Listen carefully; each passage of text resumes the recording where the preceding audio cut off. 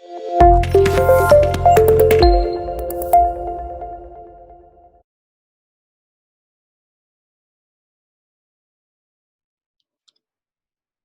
Class में हमने format of balance sheet understand किया था, क्योंकि फर्स्ट टाइम अंडरस्टैंड किया था इसलिए मैंने आपको बड़ा बेसिक सा एग्जांपल कराया था, बट केसेस उसमें सारे कवर कर लिए थे कि अगर पूरे पैसे मिल जाए तो क्या होगा, अगर एरियर्स हैं और फोरफीचर नहीं हुआ तो क्या होगा, अगर एरियर्स हैं फोरफीचर हो गया और रीइशू नहीं हुआ तो क्या होगा, और अगर एरियर्स हैं फोरफीचर भी हुआ है और रीइशू भी हुआ है तो क्या होगा। तो इंडिविजुअली तो हमने सारे कॉन्सेप्ट्स अंडरस्टैंड करके अप्लाई कर लिए हैं, बट अब एक क्वेश्चन जिसमें हम सब कुछ कवर करेंगे, मजा आएगा, ध्यान से देखना, मजा आएगा, no doubt. Example 2, DCC Limited issued 5 lakh shares of rupees 10 each, ठीक है। Amount payable application 3, allotment 2,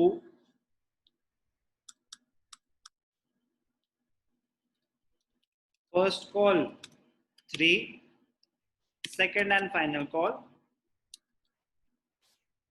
second and final call 2, ठीक है। 3-2-3-2।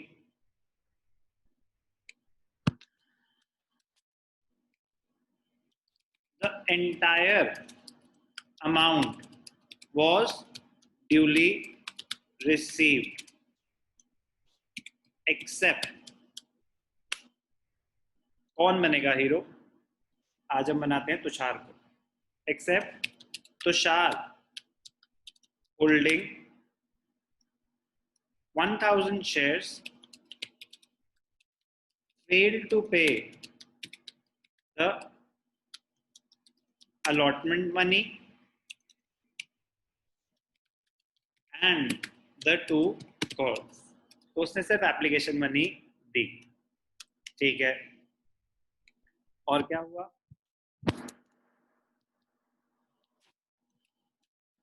और कौन हीरो बनेगा हमारी स्टोरी का, समर्थ को बनाते हैं।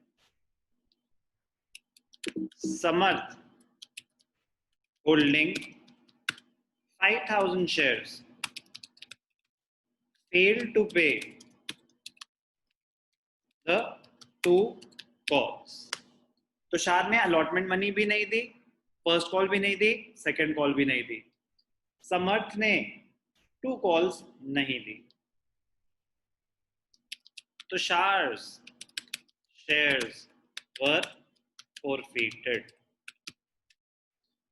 समर्थ के शेयर्स फॉरफिट नहीं हुए, सिर्फ तुषार के शेयर्स फॉरफिट हुए। कर दूं इसी में ही, कर देते हैं जब इतनी मेहनत कर रहे हैं तो। Out of the forfeited shares, out of the forfeited shares, Tushar के 1000 शेयर्स थे, out of the forfeited shares 750 shares were reissued और ₹8 per share fully paid up। अब आएगा असली मजा, बड़ा मजा आएगा, ध्यान से देखना। एक क्वेश्चन जो आपके ऑलमोस्ट सारे कॉन्सेप्ट्स कवर कर देगा। इसमें एरियर्स भी आएंगे, क्योंकि एरियर्स कब आते हैं बैलेंस शीट में, अगर शेयर्स फॉरफिट ना हुए हो। तो समर्थ के शेयर्स एरियर्स तो थे और फॉरफिट नहीं हुए, तो उसका कॉल्स इन एरियर्स में कुछ अमाउंट आएगा। फॉरफीचर में तब आता है फॉरफिटेड शेयर्स में, अगर शेयर्स फॉरफिट तो हुए बट रीइशू नहीं हुए। तो तुषार के ऐसे कुछ शेयर्स हैं जो फॉरफिट तो हुए, रीइशू नहीं हुए, और कुछ शेयर्स रीइशू भी हुए। बड़ा ही इंटरेस्टिंग क्वेश्चन है, ध्यान से देखना। वर्किंग नोट में पहले आपको हमेशा कहानी स्ट्रक्चर बना लेना चाहिए कि हुआ क्या। ध्यान से देखना, वर्किंग नोट कैसे बनाना चाहिए, बहुत इंपॉर्टेंट है। वर्किंग नोट बनाना आ गया तो वो जितना मर्जी कॉम्प्लिकेट करने की कोशिश करें क्वेश्चन को आपको प्रॉब्लम नहीं होगी। ध्यान से देखना वर्किंग नोट कैसे बनेगा, ध्यान से देखना। टोटल शेयर्स हैं कितने? टोटल शेयर्स हैं 5 लाख। कितने में प्रॉब्लम है, कितने में प्रॉब्लम नहीं है? तुषार 1000, समर्थ 5000, तो बाकी 4,94,000 शेयर्स तो क्लीन है। 5 लाख में से इन 6,000 शेयर्स में ही प्रॉब्लम है ना, तो इसको ब्रेक कर देते हैं। 5 लाख को 3 कैटेगरीज में डिवाइड कर देते हैं। एक 4,94,000, एक तुषार, तुषार के पास कितने हैं 1000 शेयर्स, और एक समर्थ, समर्थ के पास कितने शेयर्स हैं 5000 शेयर्स। ठीक है, ये कहानी है। 1000 ने अलॉटमेंट नहीं दी, फर्स्ट कॉल नहीं दी, सेकंड कॉल नहीं दी। समर्थ ने फर्स्ट कॉल नहीं दी, सेकंड कॉल नहीं दी। 494 तो क्लीन है, तो क्लीन है तो कौन सी कैटेगरी में चले जाएंगे? Subscribe and fully paid up. ठीक है, ये 494 तो गए, subscribe and fully paid up. अब तुषार 1000 शेयर्स हैं, सारे के सारे शेयर्स फॉरफीट हो गए, सारे के सारे शेयर्स फॉरफीट हो गए। समर्थ के नॉट फॉरफीटेड, शेयर्स फॉरफीट नहीं हुए हैं, तो ये किस कैटेगरी में चले जाएंगे? Subscribe but not fully paid up. आपने पैसे मांगे थे, पूरे नहीं मिले, बट शेयर्स अभी फॉरफीट नहीं हुए हैं, सिर्फ और सिर्फ तब एरियर्स आ सकते हैं। ओके, तो यहाँ पे हमें क्या शो करना होगा? कॉल्स इन एरियर्स का ध्यान देना होगा समर्थ के कैटेगरी में। अब तुषार के जो 1000 शेयर्स थे फॉरफीट तो हुए 1000 के 1000, उसमें से कितने री इशू हुए, कितने री इशू नहीं हुए? री इशूड, जो शेयर्स री इशू हो गए 750 शेयर्स, शेयर्स वर री इशूड एट 8 पर शेयर फुल्ली पेड अप, तो वो 750 कहाँ चले गए? वो 750 शेयर्स घूम के subscribed and fully paid up की कैटेगरी में आ गए। तो 4,94,000 तो थे ही subscribed and fully paid up, 750 जब री इशू हुए वो भी कहाँ चले गए? Subscribed and fully paid up की कैटेगरी में, उनको बोलते हैं deemed to be fully paid up. और जो 250 है नॉट री इशूड, 250 जो है नॉट री इशूड, वो तो किसी के पास भी नहीं है। जो शेयर्स फॉरफीट हो गए और री इशू ही नहीं हुए, वो शेयर्स तो किसी के पास भी नहीं है, बट क्योंकि री इशू नहीं हुए तो इनका कैपिटल रिजर्व नहीं निकलता, इनका क्या निकलता है? फॉरफीटेड शेयर्स। क्या निकलता है? फॉरफीटेड शेयर्स अकाउंट, कि कितना पैसा अभी हमने फॉरफीट किया हुआ है और अभी शेयर्स री इशू नहीं हुए, तो ये हमारी लायबिलिटी है। यहाँ पे क्या बनेगा समर्थ के केस में? Calls in arrears account. बड़ा ही इंटरेस्टिंग क्वेश्चन है, बट अगर आपको ये जो वर्किंग नोट बनाया है ये बनाना आ जाए तो वो क्वेश्चन के साथ जो मर्जी करें, वो जितना मर्जी कॉम्प्लिकेट कर दें, आपको कोई दिक्कत नहीं आएगी। और वो एक लिमिट तक ही कॉम्प्लिकेट कर सकते हैं ना, 3 नंबर का ही तो क्वेश्चन है, बट मैं कह रहा हूँ जितना मर्जी कर दें, आपको कहानी ब्रेक करनी आनी चाहिए कि जो क्लीन है उनको तो साइड करें ना, तुषार और समर्थ पे फोकस करते हैं। ठीक है, चलो करते हैं फोकस। अब क्या हुआ? तुषार के 1000 शेयर्स हैं, तुषार के 1000 शेयर्स हैं, क्या हो रहा है? वो उसने अलॉटमेंट भी नहीं दी, फर्स्ट कॉल भी नहीं दी, सेकंड कॉल भी नहीं दी, वो शेयर्स फॉरफीट हो गए। कह रहे ठीक है 1000 शेयर्स फॉरफीट हो गए। अब वो रीइशू हो रहे कि नहीं हो रहे? कह रहा उसमें से 750 रीइशू हो रहे, रीइशू हो रहे ₹8 पर शेयर फुल्ली पेड अप, तो वो किस कैटेगरी में चले जाएंगे? बैलेंस शीट तो एट द एंड बन रही है ना, ड्यूरिंग द प्रोसेस थोड़ी ना बन रही है। फाइनल पोजीशन क्या है वो अंडरस्टैंड करने के लिए स्ट्रक्चर वर्किंग मोड में बनाना एडवाइजेबल रहता है। 750 चले गए subscribed and fully paid up की कैटेगरी में, तो तुषार के 250 शेयर्स जो है वो तो किसी के पास भी नहीं है कि वो शेयर्स फॉरफीट तो हो चुके हैं बट अभी री इशू नहीं हुए। समर्थ के शेयर्स अभी फॉरफीट ही नहीं हुए, तो सब्सक्राइब कैपिटल में तो आएंगे क्योंकि पब्लिक के पास ही है, but subscribe but not fully paid up में आएंगे। बड़ा ही मजेदार क्वेश्चन है, ध्यान से देखना। अब बैलेंस शीट, ये वाला पार्ट करने के बाद बैलेंस शीट बनानी बहुत ईजी, ध्यान से देखना कैसे बनेगी, मैं बना के देखूँ। अब यहाँ पे मैंने कुछ ऑथराइज्ड इशूड अलग से नहीं कराया मैंने, तो हम अज्यूम करते हैं कि ऑथराइज्ड भी इतने ही थे, इशूड भी इतने ही थे, तो अजम्पशन है। तो मैं यहाँ पे क्या लिख सकता हूँ, ध्यान से देखना, यहाँ पे मैं लिख सकता हूँ authorised and issued, authorised and issued share capital.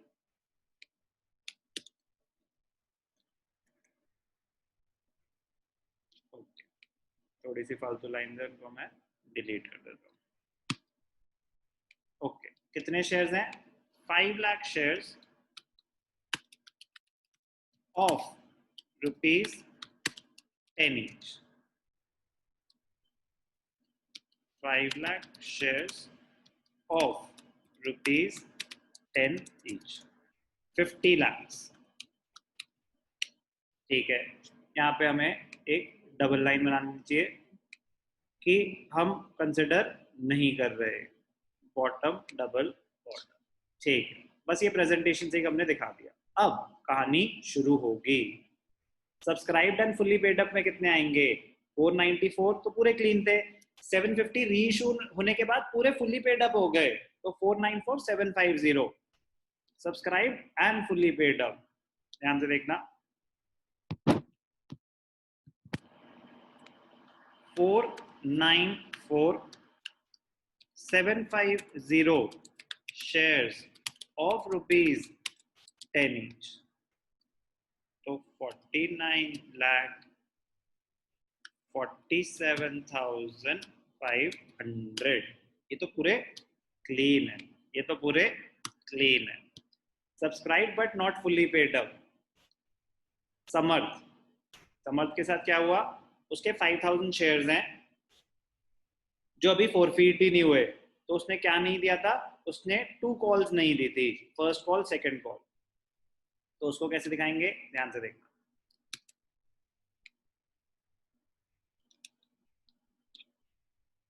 5,000 shares of ₹10 each, तो 50,000 रुपीज मांगे थे मैंने इससे, लेस कॉल्स इन एरियर्स, कितने पैसे नहीं दिए? 5,000 इंटू ₹5, फर्स्ट कॉल और सेकंड कॉल वेरीफाई करेंगे, ₹5 नहीं दिए, तो एरियर्स कितने हैं? 25,000 माइनस 25,000, तो यहाँ पे क्या आ जाएगा?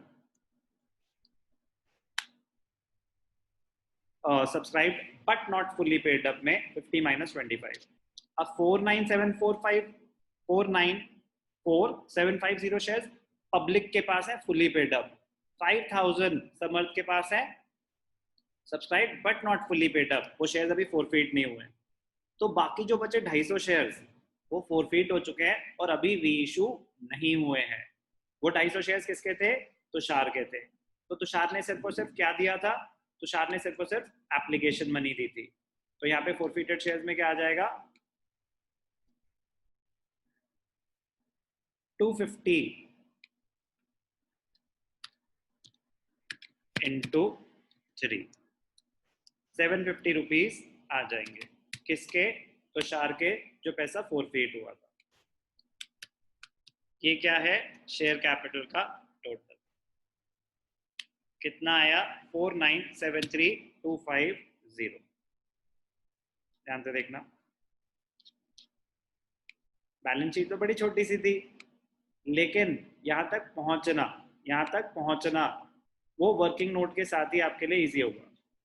494,750 पब्लिक के पास है फुल्ली पेड अप, ठीक है। 5,000 शेयर समर्थ के हैं, फोरफीट नहीं हुए हैं, इसलिए उनका एरियर्स दिखाया। 250 शेयर्स तुषार के ऐसे थे जो फोरफीट तो हो गए, री इशू ही नहीं हुए, तो वो फोरफीटेड शेयर्स में आते ही वही है, जो शेयर्स फोरफीट तो हो गए बट अभी री इशू नहीं हुए। अगर तो सिर्फ शेयर कैपिटल मांगा होगा तो यहाँ पे क्या आ जाएगा? Equity and liabilities, equity and liabilities, उसमें share holders funds, share holders funds major head, उसमें शेयर कैपिटल।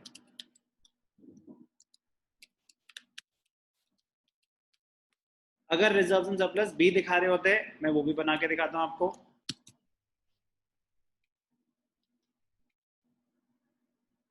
उसका नोट्स टू अकाउंट बनाना भी सिखाऊंगा। Reserves and surplus, share capital note number 1, ठीक है ना, यहाँ पे नोट्स टू अकाउंट्स में नोट नंबर 1, ठीक है। एक सेकंड, इतनी जगह जरूरत ही नहीं थी। ये तो हो गया शेयर कैपिटल का टोटल।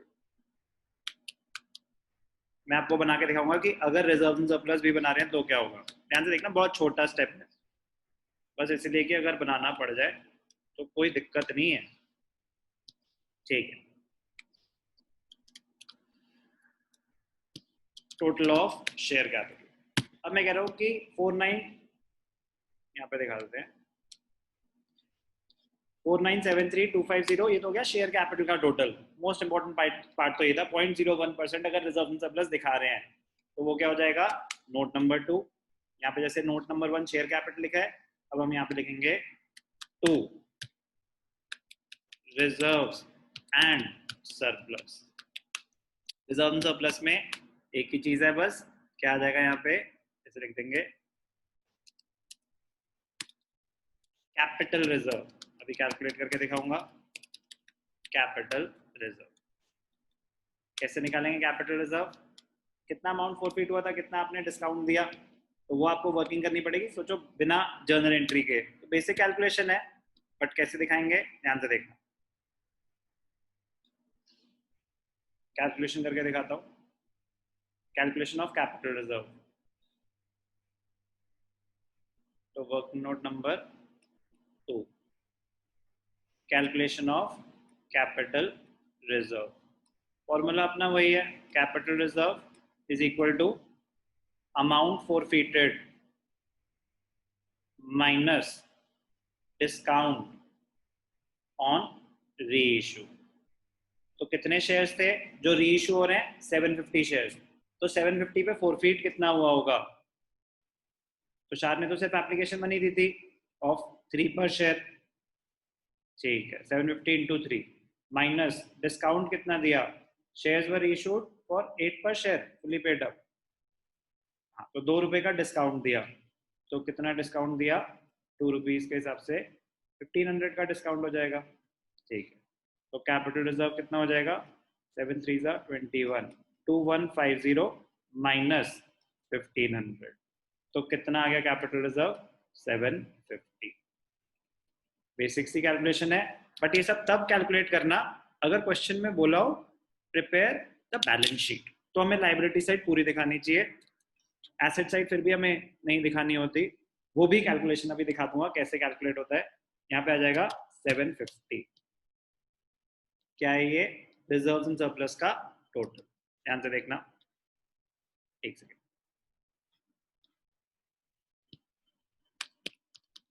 एक ही आइटम है बट फिर भी हमें क्लोज तो करना चाहिए, तो हम यहाँ पे टोटल दिखा देंगे 750।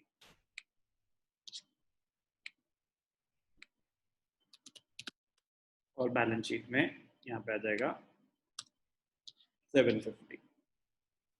बैलेंस शीट का टोटल इसलिए नहीं निकालना चाहिए क्योंकि ये कंप्लीट बैलेंस शीट नहीं है, it is just an extract. Company name में आ जाएगा यहाँ पे बीसीसी लिमिटेड।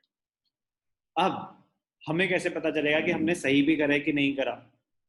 एग्जाम में तो आपके पास टाइम नहीं होगा चेक करने का, लेकिन मैं आपको एक छोटी सी चीज सिखाता हूँ कि वेरिफिकेशन, कि अगर पूरी बैलेंस शीट बना रहे होते, बैलेंस शीट सही कब होती है, when total liabilities equity and liabilities are equal to total assets.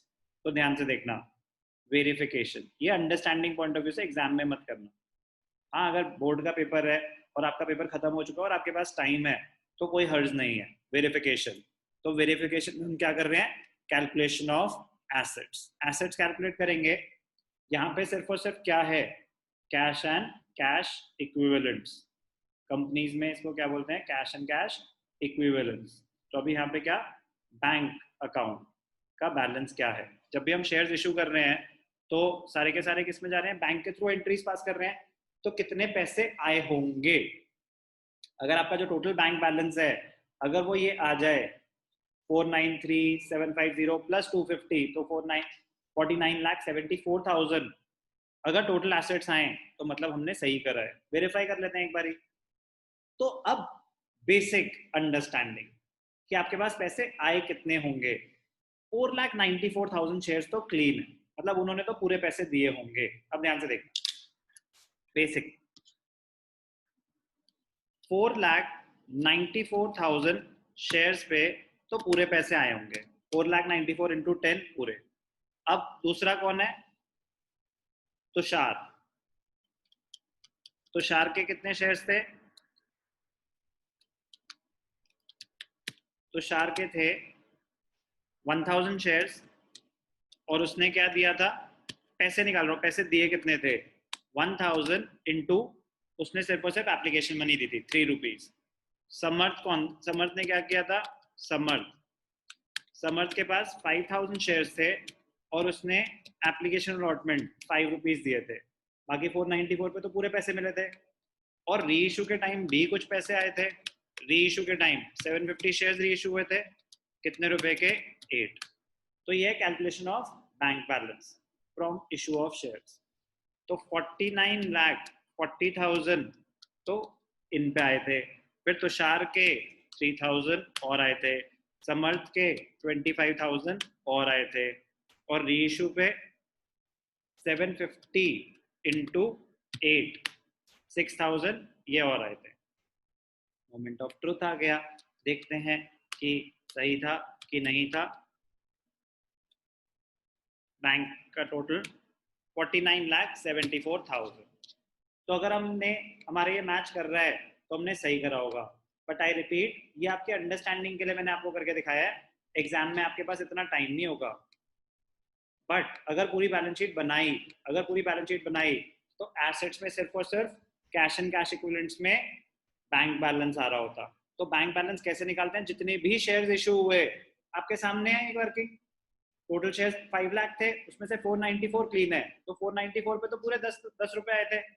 तो मैंने क्या करा, 494 इंटू 10, इस पे कितने पैसे आए इंटू 10। तुषार 1,000, इसने सिर्फ एप्लीकेशन मनी दी तो इंटू 3। समर्थ 5,000 शेयर्स, इसने कितने रुपए दिए 5 रुपीज। तो पहले तो ये पैसे आए, फिर जब शेयर्स री इशू हो गए तुषार के 750 री इशू हुए तो 750 इंटू 8 रुपीज ये और पैसे आए होंगे। सिर्फ इतना ही पैसा आया था। तो जब हमने एसेट साइड का टोटल करा बैंक बैलेंस का तो 49,74,000 आया। तो हमने जो लाइबिलिटीज बनाई थी उसका टोटल भी कितना आ रहा था, 49,74,000। इससे कॉम्प्लिकेटेड क्वेश्चन आज तक आया तो नहीं है, बट ऐसे कोई सिचुएशन नहीं होती कि आ नहीं सकता, कुछ भी आ सकता है। अंडरस्टैंड कर, अच्छा क्वेश्चन था, इससे आपके काफी सारी चीजें कवर हो जाएंगी। बट और बहुत सारी चीजें हैं, issue of shares for consideration other than cash. अगर मैंने बिल्डिंग खरीदी तो कैसे दिखाएंगे, क्या होगा, धीरे धीरे वो इससे बहुत ज्यादा आसान है, क्योंकि उसमें फॉरफीचर का चांस हो ही नहीं सकता, because the shares which are issued for consideration other than cash are normally fully paid up, तो उसमें एरियर्स नहीं हो सकते। बेसिक कैलकुलेशन होती है, बट बस प्रेजेंटेशन आपको देखा जाएगा ना कि जो चीज हमने करी नहीं हुई उसको प्रेजेंट कैसे करते हैं, वो कैसे होगा, बात की बात, होले होले। बट ये एक अच्छा केस था जिसमें एरियर्स भी कवर हुए, फॉरफीचर भी कवर हुआ, कैपिटल रिजर्व भी कवर हुआ, और यस एडिशनली हम ये भी सीखे कि अगर एसेट्स निकालने पड़ जाएं तो सिर्फ बैंक बैलेंस से जितने पैसे आए वो कैसे कैलकुलेट होता है। अच्छा एग्जाम्पल था, एग्जाम्पल शेयर्स बैलेंस शीट।